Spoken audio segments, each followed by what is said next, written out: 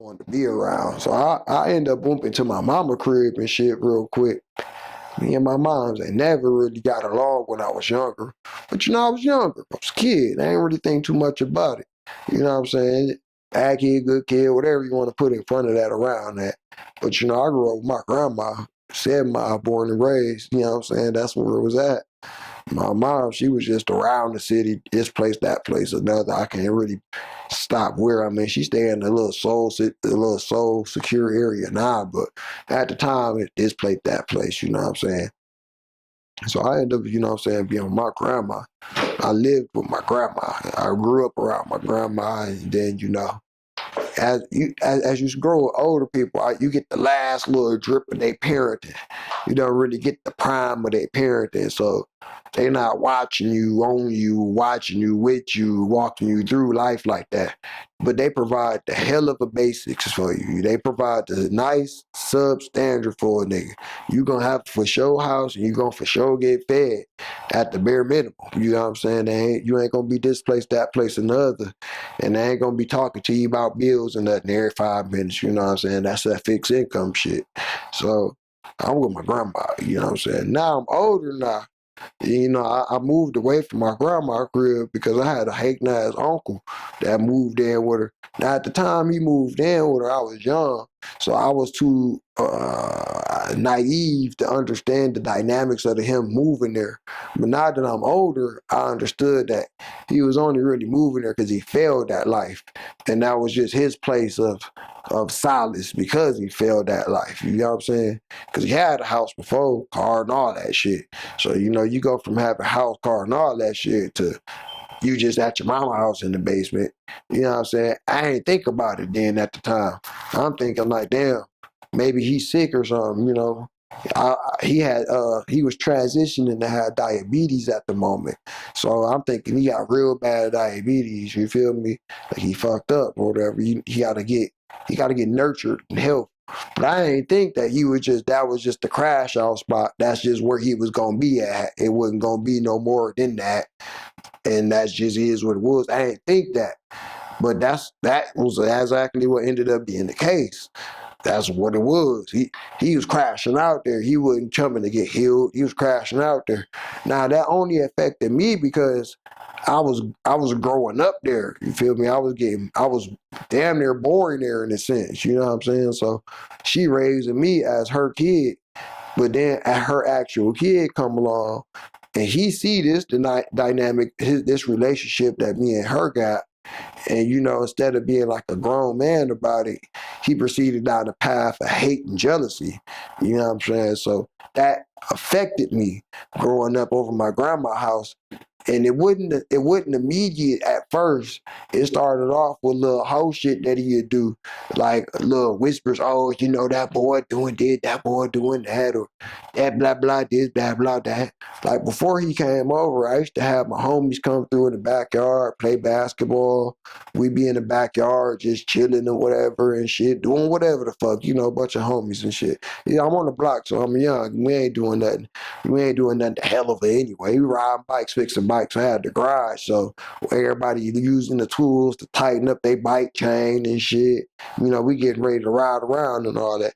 But then when he came over, it became a thing of hate. Like, oh, people be stealing and people be stuff and, roadblock be having them niggas round and them niggas be doing this and that and all of the above. So motherfucker start my grandma old and naive, so that shit started to scare her naturally. You feel me? She's just like, you be having them niggas round, and blah blah blah. So I immediately noticed that. I was like, damn, you know what I'm saying? I'm kind of hating that shit. This guy on like what you doing? Spreading little rumors about me and shit. You know what I'm saying? Like you too grown for that. What the fuck? If you felt some type of way, felt any type of way about anything, you grown as hell in the man. You could address me. I'm coming up a man, so I ain't gonna say I looked up to him, but I watched him very closely because he was the next father figure close in line for me at the moment. Not necessarily saying that I looked at him as a father figure, but he was a father, he was a male, and he was in my general area. So I was watching him. Like, what do grown men do? and he didn't really show me much, unfortunately. So I gravitated to the streets, really outside. And 7 Mile Edinburgh, that was the blip where I just happened to be at when I jumped off the porch. So I used to go around outside all the time and shit. And that's when I started meeting people, a lot of people, this, that, and the other people. And one of the peoples that I did gravitate to was one of the bigger homies in the block by the name of Chuck. Chuck was one of the bigger homies in the block. He did everything that there was to do, and he was like on his old shit now. He was on his old man shit. He was you would see him chilling and barbecuing. You know, he was selling weed at the time, heavy. So, you know, when I first started smoking weed, he was the person I come holler at, like, man, let me get some of that. Let me get some of that. Let me get some of that. Then when I started selling weed, you feel me? He was the person I hollered at, like, yeah, let me get some of that. Let me get some of that. Let me get some of that.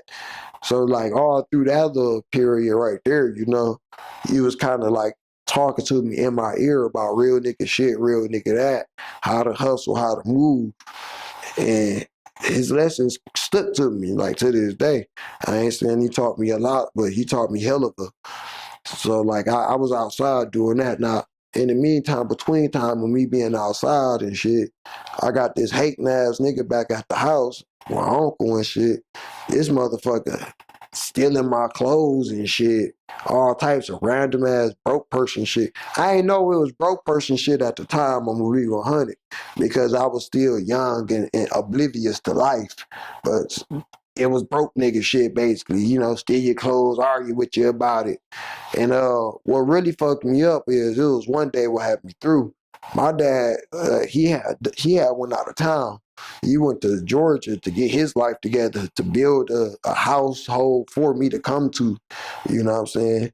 And he was dealing with this, dealing with that. But I had grew up with my grandma already, so I was kind of like, I'm used to staying with her. You feel me? I got friends in the neighborhood. You know what I'm saying? I done went to this school, that school, another school, all around the corner and shit.